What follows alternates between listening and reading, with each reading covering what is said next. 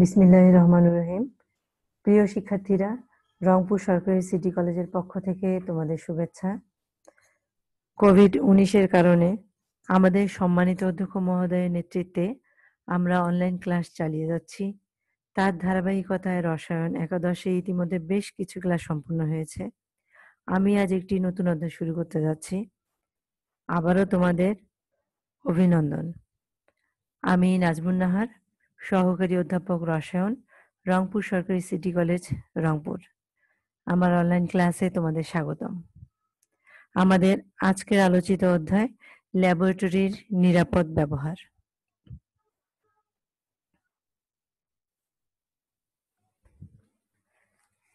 ল্যাবরেটরির নিরাপদ ব্যবহার। ল্যাবরেটরির নিরাপদ ব্যবহারের ক্ষেত্রে নিয়মানুবর্তিতা, যত্নশীলতা, অধ্যবসায়, পরিশ্রম, সুবিবেচনা ও পরিচ্ছন্নতা এই 6টি বিষয় অবশ্যই পালনীয়। তাই এই 6টি বিধিকে ল্যাবরেটরির নিরাপদ ব্যবহারের সোনালী বিধি বলে আখ্যায়িত করা হয়। রসায়ন ল্যাবে কাজ করার ক্ষেত্রে একজন শিক্ষার্থীর করণীয় বিধি বা বিধিসমূহ হলো নিম্নরূপ।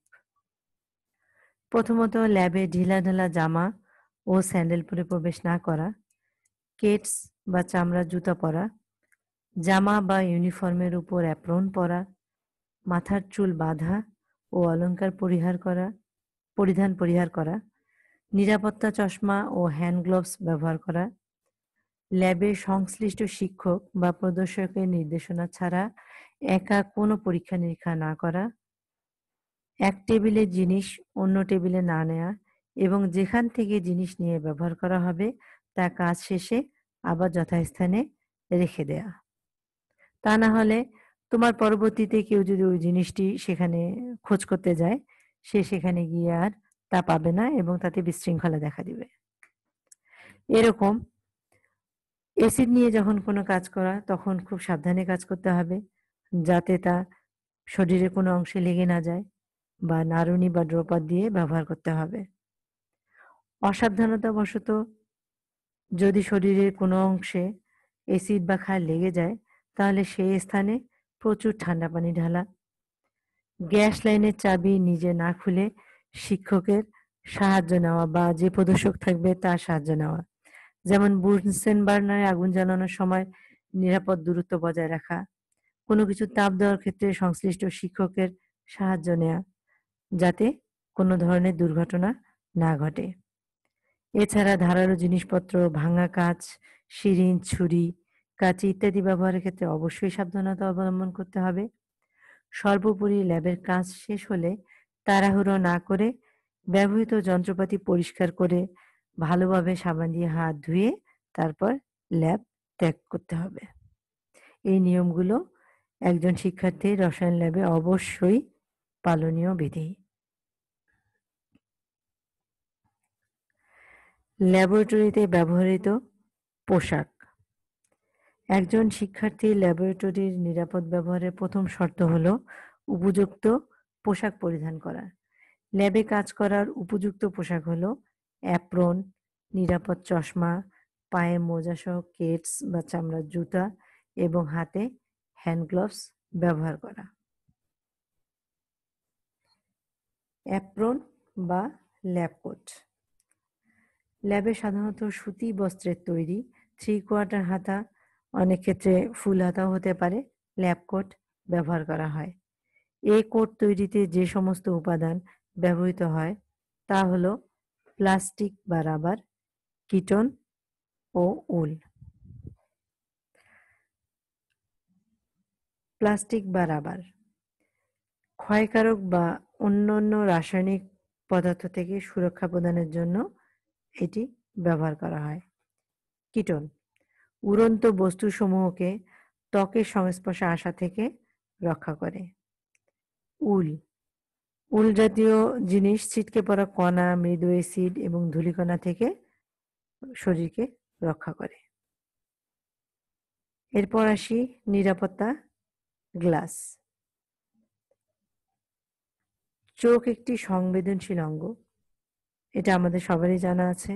সামান্য আঘাত ও ক্ষতিকর রাসায়নিক দ্রব্যের সংস্পর্শে যাতে ক্ষতিগ্রস্ত হতে না পারে সেজন্য নিরাপত্তা গ্লাস ব্যবহার করা হয়।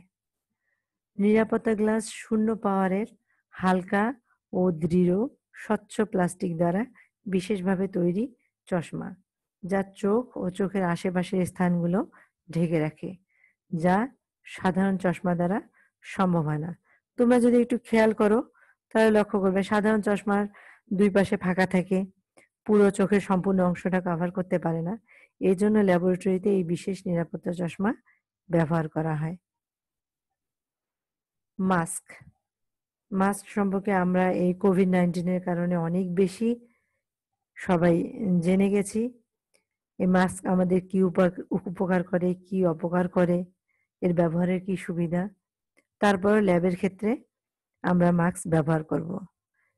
শ্বাস-প্রশ্বাসের মাধ্যমে ঝুঁকিপূর্ণ রাসায়নিক গ্যাস বা বাষ্প দ্বারা আক্রান্ত হওয়ার হাত থেকে রক্ষা পাওয়ার জন্য মাস্ক ব্যবহার করা অপরিহার্য, যেমন গাঢ় অ্যাসিড, ক্লোরোফর্ম, এসিটন, বেনজিন।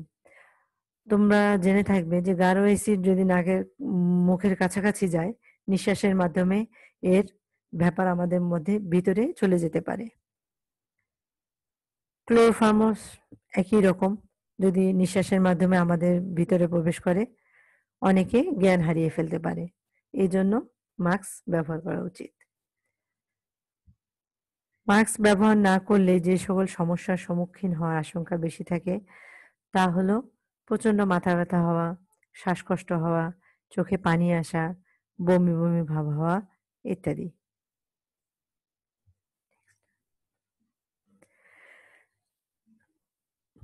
এরপর আমরা আসি হ্যান্ড গ্লাভস। রসায়ন ল্যাবে অনেক ক্ষয়কারক বা অন্যান্য রাসায়নিক পদার্থ থেকে হাত নিরাপদ রাখতে হ্যান্ড গ্লাভস ব্যবহার করা হয়। ল্যাবে বিভিন্ন ধরনের কাজের জন্য বিভিন্ন রকম হ্যান্ড গ্লাভস ব্যবহার করা হয়। নিচে এগুলো আলোচনা করা হলো। প্রথমেই দেখো ল্যাটেক্স বা রাবার গ্লাভস। এটি প্রাকৃতিক রাবার ল্যাটেক্স থেকে তৈরি, অত্যন্ত নমনীয় ও সম্প্রসারণশীল। ল্যাবরেটরিতে সাধারণ পরীক্ষা নিরীক্ষা, আয়তনিক বিশ্লেষণ, লবণ বিশ্লেষণ, মূলক শনাক্তকরণ, ক্লাসন ইত্যাদি কাজে ল্যাটেক্স রাবার গ্লাভস ব্যবহৃত হয়। ল্যাটেক্স রাবার গ্লাভসের প্রোটিন থাকায় এটি ব্যবহারকারীর দেহে অ্যালার্জির সৃষ্টি করতে পারে না। তাছাড়া এই গ্লাভস নরম ও পাতলা বলে তাপ ও ঘর্ষণও রোধ করতে পারে। Nitrile gloves. নাইট্রাইল গ্লাভস সংশ্লেষিত রাবার যেমন অ্যাক্রাইলোনাইট্রাইল ও বিউটাডাইনের কোপলিমার থেকে তৈরি করা হয়। এরা নমনীয় তবে সম্প্রসারণশীল নয়। এতে প্রোটিন না থাকায় এটি ব্যবহারকারীর দেহে অ্যালার্জির সৃষ্টি করতে পারে না। এর আগেরটাতে তোমরা লক্ষ্য করেছো যে ল্যাটেক্সে প্রোটিন থাকায় এটি ব্যবহারকারীর দেহে অ্যালার্জি সৃষ্টি করতে পারে।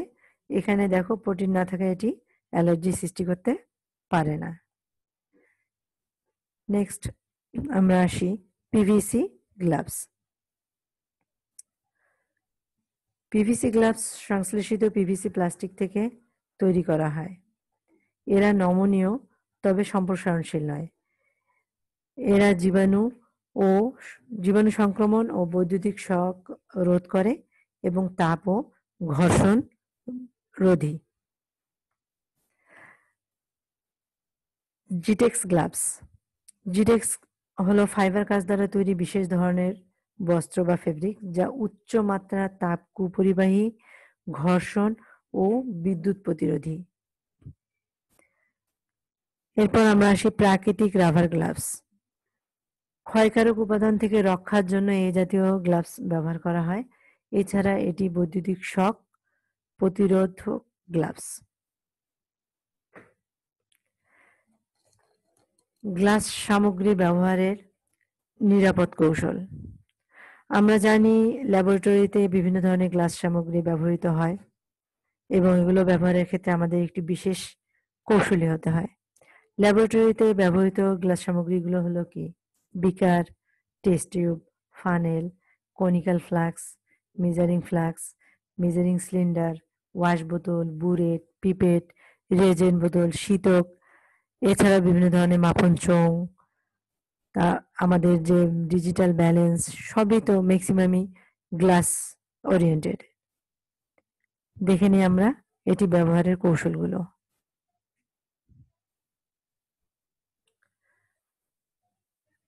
কাজযন্ত্র ব্যবহারের ক্ষেত্রে সাবধানতা। ১ নাম্বার, ধৌত করার সময় আস্তে আস্তে ব্রাশ দিয়ে ঘষা মাজা করতে হবে যাতে ভেঙে না যায়। কাঁচ ক্ষয়কারী পদার্থ দ্বারা ধৌত করা যাবে না। কোনো তরল রাসায়নিক পদার্থ কাঁচপাত্রে সরাসরি হাত দিয়ে ঢালা যাবে না।